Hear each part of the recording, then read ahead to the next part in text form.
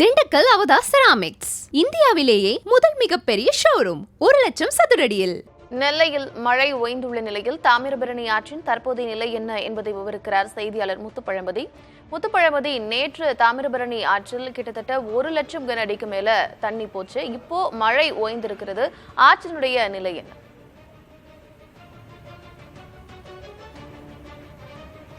கார்த்திகா, நெல்லை மக்களுக்கு சற்று ஆறுதல் அளிக்கக்கூடிய விஷயமாக தாமிரபரணி ஆற்றில் பார்த்தீங்கன்னா இன்று இப்போ தற்போதைய காலை நிலவரப்படி 10 முதல் 15 அடி தண்ணீர் குறைந்திருக்கு. அதாவது அந்த உயரம் குறைந்திருக்கு. இப்போ நம்ம ஒளிப்பதிவாளர் அப்துல் கபூரும் காட்சி வந்து தாமிரபரணி ஆறு. இந்த ஆறு நேற்று முந்தினெல்லாம் பார்த்தீங்கன்னா கரை கடந்து வந்து அருகே உள்ள குடியிருப்பு பகுதிகளில் புகுந்தது. இப்போ வழக்கமாக பார்த்தீங்கன்னா திருநெல்வேலியில் கடந்த 1992ஆம் ஆண்டுக்கு பிறகு இது போன்ற ஒரு வெள்ளப்பெருக்கை வந்து யாருமே பார்த்ததில்லை என்றுதான் அந்த மக்கள் தெரிவிச்சாங்க. 1982 ஒரு பெரிய வெள்ளம், அதன் பின்பு 1992 பெரிய வெள்ளம் ஏற்பட்டிருக்கு. அந்த வெள்ளத்துல தான் ஒட்டுமொத்த நகரமும் தண்ணீர்ல மூழ்கி இருக்கு. அதன் பின்பு கிட்டத்தட்ட 30-32 ஆண்டுகளுக்கு பிறகு இந்த நேற்று முன்தினமும் ஏற்பட்ட இந்த பெரிய வெள்ள பாதிப்பு வந்து ஒட்டுமொத்த நெல்லை நகர மக்களையே உருக்குலைய வைத்து விட்டது. ஏன்னா இந்த நகரின் முக்கிய பகுதிகளான கைலாசபுரம், சிவந்திப்பட்டி, அதே போல முன்னீர் பள்ளம், மேலப்பாளையம், டவுன், ஜங்ஷன், புதிய பேருந்து நிலையம் உள்ளிட்ட பல்வேறு பகுதிகளிலும் தண்ணீர் சூழ்ந்ததால வந்து அந்த பகுதியில் வசித்த பல ஆயிரக்கணக்கான மக்கள் அங்கிருந்து வெளியேற வேண்டிய சூழலுக்கு தள்ளப்பட்டாங்க.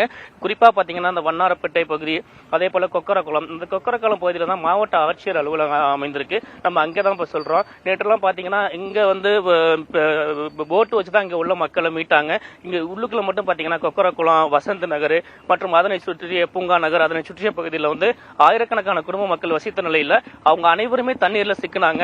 30க்கும் மேற்பட்ட படகுகளை கொண்டு வந்துதான் அவர்களை வந்து தீயணைப்பு துறையினரும் காவல்துறையினரும் தன்னார்வலர்களும் மீட்டாங்க. அந்த நிலையில இப்ப இந்த காட்சியை பாருங்களேன். இதுல வந்து இப்ப தண்ணி எதுக்குமே இல்லை. இது வந்து தாமிரபரணி ஆற்றங்கரையோட பகுதி. இப்ப முழுமையா இப்ப தண்ணீர் வடிஞ்சிருக்கு. இப்ப இதுல மாவட்ட ஆட்சியர் அலுவலகத்துக்கு நேற்று செல்ல முடியாத சூழல்ல இன்னைக்கு வந்து பயணிக்கக்கூடிய சூழல் ஏற்பட்டிருக்கு. இதனால வந்து மக்கள் கொஞ்சம் நிம்மதி அடையலாம். ஏன்னா ஒரு நாள்ல பெய்த மழை தான். திருநெல்வேலியை பொறுத்தவரையில 659 சென்டிமீட்டர் மழை வந்து 18ஆம் தேதி இரவு பெய்திருக்கு. அந்த மழையால தான் இவ்வளவு பெரிய வெள்ளப்பெருக்கு ஏற்பட்டிருக்கு.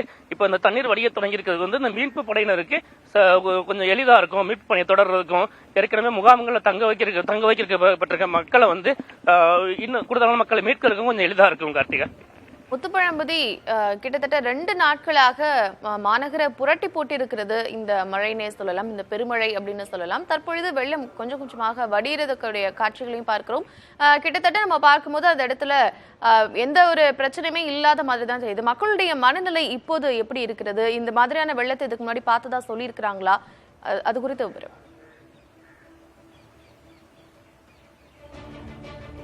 இப்போ திருநெல்வேலி மக்களை பொறுத்த வரைக்கும் இந்த மழையை வந்து அவங்க எதிர்பார்க்கல. ஏன்னா இப்ப தமிழக அமைச்சர் சொன்னது போல இந்திய வானிலை மையம் வந்து இது போன்ற ஒரு மழை பெய்யும், நீங்க எச்சரிக்கையா இருங்கன்னு முன்னெச்சரிக்கை கொடுக்கல.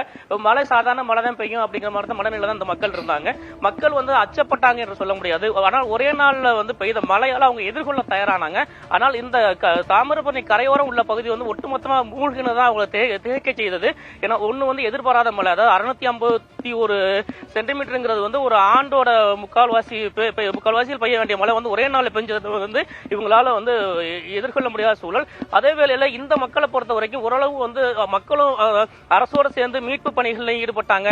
தன்னார்வலர்கள் அதிகமாக ஈடுபட்டாங்க. கரையோரம் உள்ள பகுதி மக்களை வந்து அப்புறப்படுத்தும் பணிகளை ஈடுபட்டாங்க. அது வந்து உங்களுக்கு சற்று ஒரு ஆறுதல் அளிச்சிச்சு. ஏன்னா வந்து ஒட்டுமொத்தமா வந்து நகர்ல வந்து ஒட்டுமொத்த பகுதியும் வந்து தண்ணீர்ல மூழ்காம இந்த கரையோர உள்ள பகுதியில் உள்ள பகுதிகள் மட்டுமே மூழ்கினால நகரின் மற்ற பகுதி மக்களும் மீட்பு பணியில் ஈடுபட்டாங்க. குறிப்பா வந்து இந்த நம்ம நிக்கக்கூடிய தாமிரபரணி ஆற்றின் கரையோரத்துல உள்ள இந்த கொக்கரக்குளம், அதே போல ஜங்ஷன் தான் ஒட்டுமொத்த பாதிப்புக்கு உள்ளானது. இந்த பகுதியில் மட்டும் அதிக பாதிப்புக்கு உள்ளானது. இப்போது வந்து தண்ணீர் வடிய தொடங்கி இருப்பது வந்து இந்த பகுதி மக்களுக்கு சற்று ஆறுதல் அளிச்சிருக்கு. அதே வேளையில இந்த மாவட்டத்தில் பயிரிடப்பட்டிருந்த விவசாய பயிர்கள் ஒட்டுமொத்தமா நீரில் மூழ்கி இருப்பதுதான் ஒட்டுமொத்த விவசாயிகளுக்கும் பெருவேதனை ஏற்படுத்தியிருக்கு. பாபநாசம், களக்காடு, சேரன் மாதேவி, நாங்குநேரி உள்ளிட்ட பகுதிகளில் விளைநிலங்கள் முற்றிலுமா நீரில் மூழ்கி இருக்கு. இன்னைக்கு வந்து நம்ம முப்படை வீரர்களும் இங்க திருநெல்வேலி வர இருக்காங்க. அவங்க மீட்பு பணிகளில் ஈடுபட இருக்காங்க. இன்னும் தாழ்வான பகுதிகளில் தண்ணீர் தேங்கியுள்ள பகுதிகளை கண்டறிந்து அங்க உள்ள மக்களையும் மீட்க இருக்காங்க. இப்போ இந்த தாமிரபரணி ஆற்றை பொறுத்தவரையில இப்போ வந்து தண்ணீரோட அளவு குறைய தொடங்கி இருப்பது வந்து மக்களுக்கு வந்து சற்று நிம்மதியை அளிக்கக்கூடிய விஷயமா இருக்கு. அதே போல நேற்றிலிருந்து மழையும் இப்ப திருநெல்வேலியில இல்ல, நேற்று இரவுல இருந்து மழையும் குறைந்திருப்பதால வந்து இனி மீட்பு பணியில மேற்கொள்றதுக்கும் சற்று எளிதா இருக்கும்.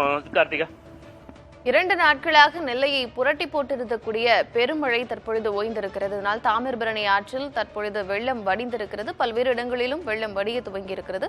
விவரங்களை வழங்கியமைக்கு நன்றி முத்துப்பழமதி. திண்டுக்கல் அவதா செராமிக்ஸ், இந்தியாவிலேயே முதல் மிகப்பெரிய ஷோரூம், 1,00,000 சதுரடியில்.